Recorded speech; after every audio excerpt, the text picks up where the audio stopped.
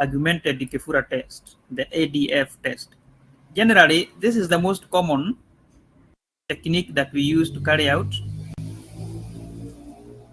stationarity test. It is the most common. It is the most common. And the alternative is, the null hypothesis is that the series or the data has a unit root, meaning it is not stationary. And definitely the alternative is the opposite, that the series does not have a unit root, meaning it is stationary.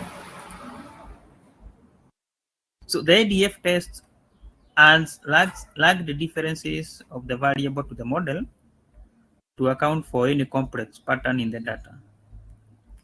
And you see that there are three forms. There are three forms of ADF. So the first one is where we assume no constant and no trend, meaning it is a pure random walk. It occurs by chances, random walk. No constant, no trend. And it is represented like this. So the change in y, so this y is the variable, maybe interest rate, dividends, any data.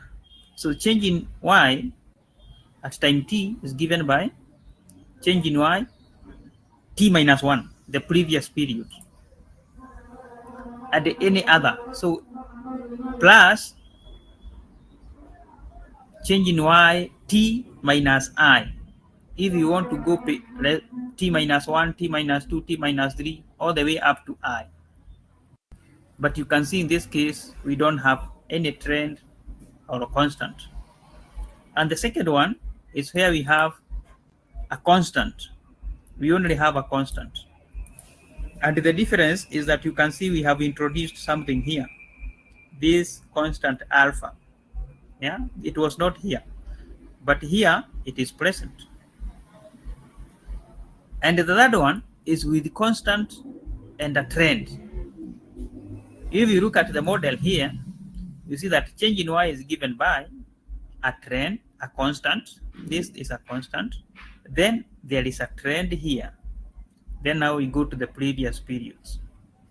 Yt minus 1, yt minus 2, etc., up to yt minus I. Yeah.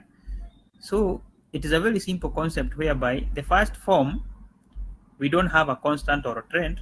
We just assume that change in y in the current period is affected by change in y in the previous periods. Then here we introduce a constant. We say change in y in the current period is affected by a constant plus change in y in the previous periods. And then here we have a constant and a trend. And we say that change in y is affected by constant plus a trend plus change in y in the previous periods. So it is just like that.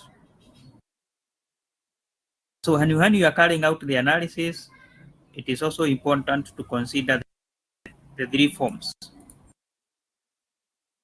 ADF test focuses on the coefficient, this coefficient here. See this coefficient, the coefficient of change in y t minus 1. So if this coefficient is equal to 0, the series has a unit root, meaning that it is not stationary. So the focus, when you are carrying out the analysis, this is what we focus on.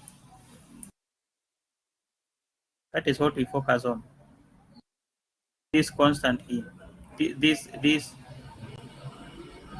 coefficient, we focus on this coefficient. This is what we use to make decisions. So the decision criteria that we use is that you compare the test statistics to the critical values. You compare the test statistics to the critical values, and we say if the test statistics is smaller or it is more negative than the critical value, you reject the null hypothesis, and you conclude that the series is stationary. So if a series is found to be non-stationary, in case now you carry out a test and you find that the series is not stationary, such as the stock price, it is usually transformed by differencing. You transform that data in order to become stationary. You transform the data so that the data becomes stationary. So this is where the decision criteria is. Whatever we have explained here, that if the test statistics is smaller than the critical value, you reject the null hypothesis. Remember, our null hypothesis is this one. This is our null hypothesis, which we said that the series has a unit root.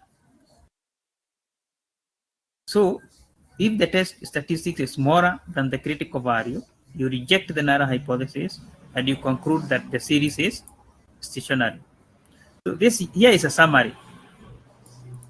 We are saying if the test statistics is less than critical value, you reject null and you conclude that the series is stationary. And if the test statistics is greater than the critical value, you fail to reject null, and then you conclude that the series is non-stationary. Remember, this is the hypothesis. It means if you reject this, if you reject the null hypothesis, then you accept the alternative. If you reject this null hypothesis that the series is non-stationary, you conclude that it is stationary.